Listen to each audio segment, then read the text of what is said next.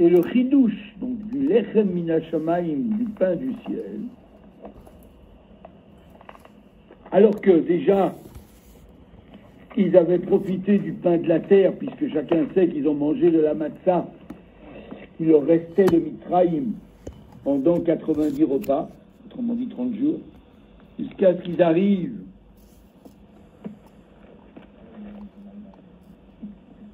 au moment où la manne a commencé à tomber.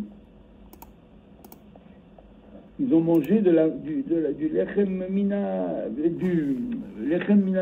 haaretz, la matzah, pendant un mois. Donc chez eux, il n'y avait pas c'est pas un chidouche de savoir que c'est l'étincelle qui sort de la bouche divine qui fait vivre. Mais il y en avait aussi dans la matzah. Alors quel est le chidouche de lechem mina shamayim, c'est-à-dire la manne? Voilà. C'est le dévoilement de Zekeli et Anveu, quand ils ont traversé la mer. Ils ont montré du doigt, comme disent nos Chachamim, ils ont montré du doigt, et c'était tellement clair pour eux qu'on pouvait le montrer du doigt. C'est une façon de parler, montrer du doigt. C'est comme Zekeli et Anveu, voici mon Dieu, et je l'embellirai, je le magnifierai. C'était un guilouille, une révélation parfaite. Bon, tout ça, on a fait tout ça. Moi, je vous propose de revenir un peu là-dessus. Vous pensez qu'on a fini le paragraphe Vav? Je crois pas. Hein. Moi non plus, je pense pas. Alors, on va le refaire. On va refaire une partie. Alors, vous avez à la page Resh Lametret, vous avez le paragraphe Vav. Voilà. Alors, on va reprendre assez haut, parce que voilà, il faut replonger dans le bain. Alors, allez à la ligne 4 là-haut, le dernier mot de la ligne, des Afalpi. Des Afalpi chez les Fichas. Vous l'avez? Ah, vous n'avez pas de ligne. C'est pas grave, je vous écoute. Non, mais je suis même au milieu. Vous avez un livre, Shalom? Oui, merci. Bon. Des Afalpi chez les Fichas. Aya Aïnyan de Nigla. Alehem melech malchi amlachim hakadosh baruch hu bichavodo beatzmo gealam. Bien que, pour l'instant, pendant un moment très bref, ils ont eu un guilouille, une révélation d'Akadosh Baruch Hu en personne, ce qu'on appelle Atzmut, lui-même, qui les a sauvés. C'était quand? À minuit? Oui, à Hatzot en Égypte. Ce guilouille, comme on le dit dans la Haggadah chaque année, c'était ni un ange, ni un intermédiaire, lui-même en personne. Et la même chose s'est passée au moment de l'ouverture de la mer.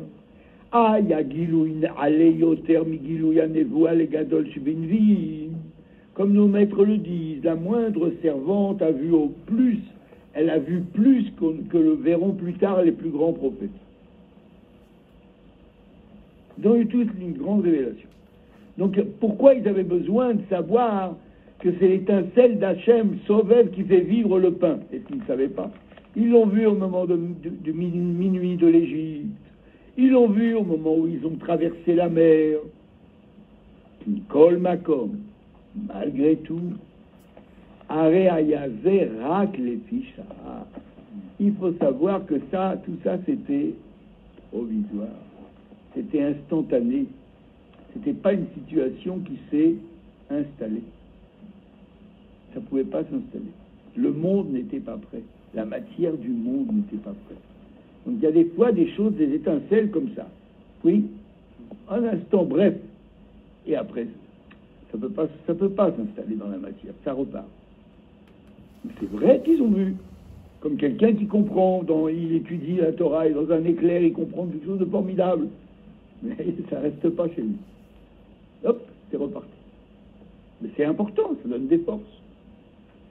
אבל אחר כך הייתה עבודה מסודרת מיום ליום ודרגה אחר דרגה. Mais après a commencé un travail qu'on leur demande à faire, Sfirat HaOmer, jour après jour et niveau après niveau. Autrement dit, c'est un travail progressif. On ne peut pas avoir tout d'un coup. Ils ont eu tout d'un coup, mais ça n'a pas duré longtemps. Tchic, un instant. Et après, il a fallu récupérer la vérité degré par degré par le travail humain. C'est ça qu'on appelle le pain de la terre. Katnout Amorim et Gadlout Amorim. Chez Mizé Mouchar, chez Zé Shayach le Memale Kol Almin. Ceci est une preuve que toute leur avoda a un rapport avec le Memale Kol Almin. Vous vous souvenez de ce terme tout à l'heure? C'est-à-dire la densité, non pas densité, l'intensité de la présence de Dieu qui s'adapte au monde. Comment on appelle ça? Le pain de la terre. Sheba Beseder Veishtal Shelut. Ce travail-là s'acquiert avec un ordre et avec un échelonnement. Chaque chose en son temps. On ne peut pas récupérer tout. ולכן כשהיו צריכים לקבל את התורה ובאופן כזה שנתחדש על ידי מתן תורה, c'est pour ça que quand ils ont dû recevoir la Torah, et pas simple, de la manière dont ça s'est passé au Matan Torah. Aïnou, le Malayoter, Minyan la Torah, chez Ayalif Neizeh. Avant aussi, ils avaient de la Torah. Vous croyez qu'ils étaient sans Torah avant? Que c'était des paysans? Non. Ils avaient de la Torah. Abraham connaissait la Torah, Yitzhak connaissait la Torah, Yaakov connaissait la Torah, Yosef connaissait la Torah, les Shvatim connaissaient la Torah. On étudiait la Torah dans le pays de Goshen, etc., etc. Noir, il connaissait la Torah, bien sûr, puisque des animaux purs et des animaux impurs. Oui, il connaissait tout ça. Il connaissait les lois de Kashrut et tout. Mais cette façon de connaître la Torah ne peut pas être incomparable à celle qu'ils ont reçue au moment de Matan Torah au Sinaï. Rien à voir.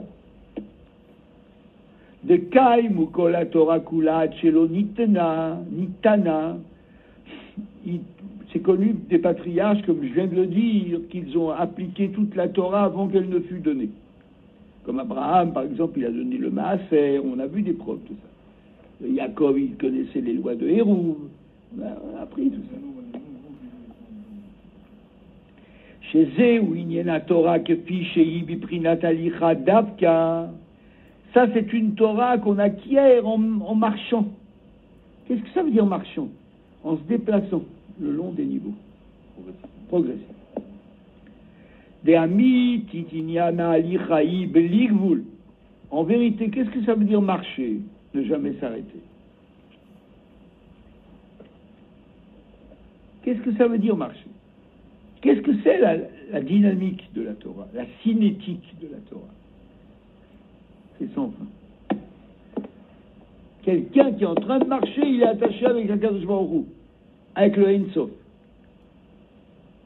Ça n'existe pas quelqu'un qui est un grand tzaddik qui dit arriver à un très haut niveau. Ça, c'est l'imagerie populaire des gens. Vous voyez, les gens, comment ils pensent, bêtement, naïvement. On est tous d'ailleurs. Quand je dis les gens, c'est nous.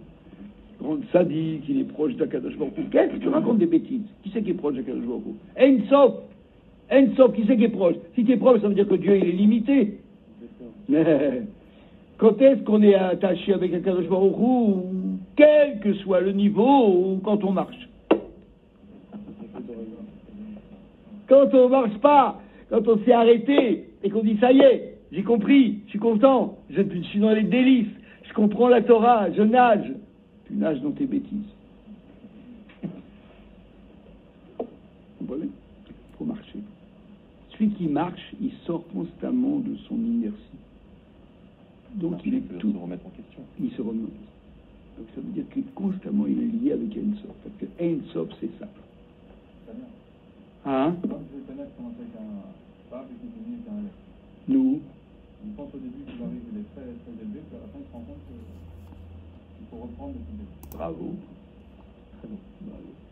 C'est de vous, ça? Non. Ok. Pourquoi on refait tout le temps Oui.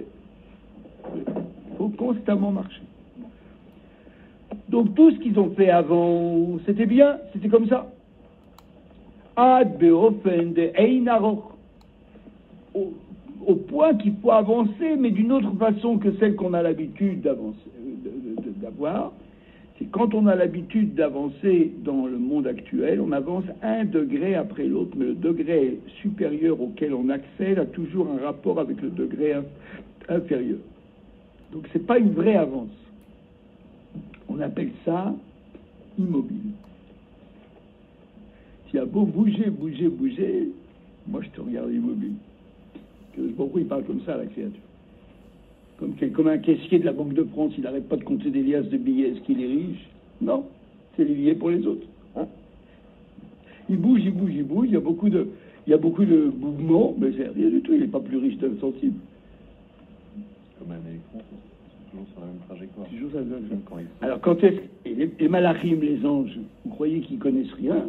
Qu'est-ce qu'ils connaissent plus que nous tous? Et pourquoi on les appelle des immobiles? Dans la fameuse Haftara de Hanouka. Et je les ai, et Béalotra. J'ai pris tous ces mobiles parmi ces immobiles. Mais Alchim ben Aomdi Maël. Qui c'est ceux qui sont appelés mobiles? Les Shamot, les âmes juives. Et qui sont appelés les immobiles, les anges, les malachim. Pourtant, les anges, ils avancent. Tous les jours, tellement ils avancent qu'ils ont il y a amour et crainte.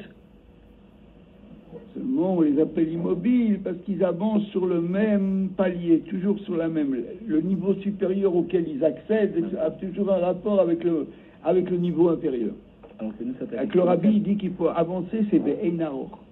Tu dois sauter dans le vide et attraper un niveau qui n'a rien à voir avec ton niveau d'hier. Rien. Alors le sentiment que je saute dans le vide, je lâche tout pour prendre autre chose. Et ça s'appelle avancer. Et ça n'était que la Torah d'avant Matan Torah. Puisqu'on est en plein dedans, là, avec le Lech Lecha et Yaakov Alar et Darko. Lech Lecha, c'est une avance infinie. Oui.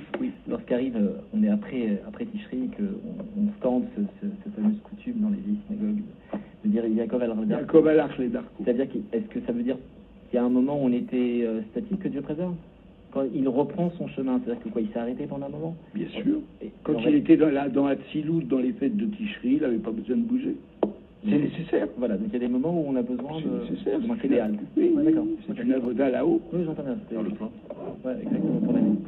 Vous disiez tout à l'heure qu'il faut toujours être en dynamique de déplacement. Donc en réalité, même pendant la Tishri, on est en déplacement, mais dans un autre déplacement. Voilà. Je précise. Donc ça s'appelle avancer. Pas de rapport entre les deux niveaux. Viad beofen kaze sheafilu keshehigia kevar leabli gevul shebatora. Au point que ça doit être d'une façon telle que même quand il arrive au degré appelé bli gevul, infini, qui est dans la Torah, il goûte, qu'est-ce que ça veut dire l'infini? Arei zegvul gabe inyan la Torah shetzarich lavo elav al yedei kiyum hamitzvah tziburi. C'est appelé malgré tout limité par rapport à la Torah à laquelle il doit arriver quand il reçoit le commandement. Quand il reçoit le commandement d'avancer et qu'il accepte, il prend sur lui. À l'instant où il prend sur lui, comme un serviteur qui prend sur lui l'ordre du maître, il se fait nul, il s'annule lui-même. Ce qui n'existe maintenant, c'est que ce que le maître veut. Il atteint un niveau de Einaroch, d'infini, que même l'infini qu'il avait avant pour accéder jusque-là est considéré comme du fini. Lech Lecha, combien ça totalise en vous aimez faire des guématriotes? Moi, je ne fais pas des guématriotes, mais pour une fois. Bon, Lech Lecha, ça fait 100. Et c'est partagé en deux, l'air et l'Echa, 50 et 50. 50 pour monter, 50 pour faire descendre. Il n'y en a plus. 50 pour accéder et 50 pour faire venir. C'est ça l'Echa. On est dans l'Echa. Comme ça, il dit... On a commencé le premier jour. Hein? Là, on est la première journée de l'Arche. Ouais, la première journée. Rebbe veut que samedi soir, Motsei Shabbat, on fasse Kiddush Levana. On va le faire d'ailleurs. À la sortie. Non, on ne pouvait pas. La découpe de cette année, c'est qu'on ne pouvait pas faire avec Noir. On va faire avec Lech Lecha. Très important, hein, parce que Kiddush Levana, c'est l'acceptation de la royauté du Mashiach.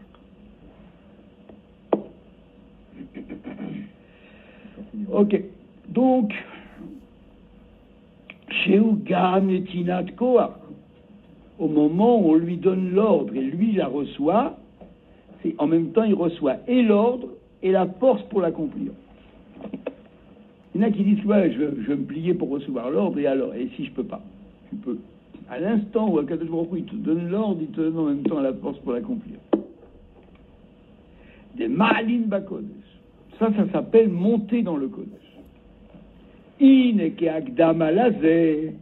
Et pour se préparer à ça, ayat tzarich liot ineni mamtir lachem lechem min hashamayim. Dans la paracha Beshalach, qui est juste avant la paracha Yitro, où on parle de Matan Torah, il a dit, je vais vous faire pleuvoir du pain du ciel.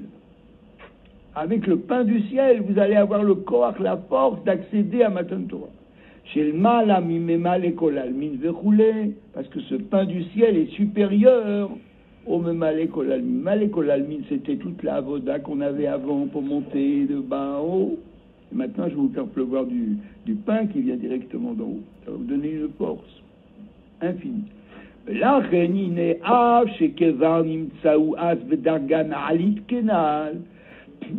Bien que jusque-là, en arrivant là, ils aient atteint une force, un degré de force élevé, sans conteste.